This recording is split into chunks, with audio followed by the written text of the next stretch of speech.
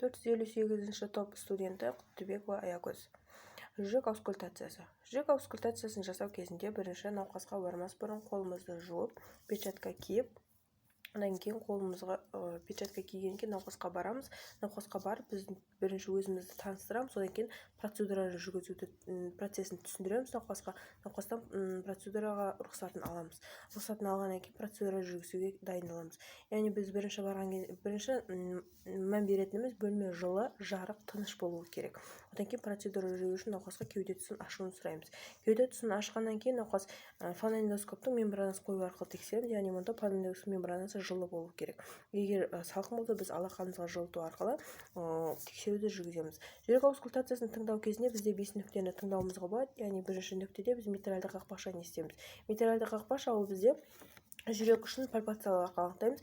Ол сол жақтан 5-ші қабырға аралықта бұғана орта сызығы бойымен 1 см ішке біз жүрек үшін таба аламыз. Ол жерден біз митральды қақпақшаны естиміз. Мұнда 2 тонда жақсы естіледі. Екінші нүктеде аорта қақпақшасын тыңдауымызға болады. Ол бізде төстің оң жағында орналасқан 2-ші қабырға аралықтан тыңдауымызға болады. Мұнда 2 тонда жақсы орналасқан. Үшінші нүктеде біз өкпе сабауының қақпақшасын тыңдауымызға болады.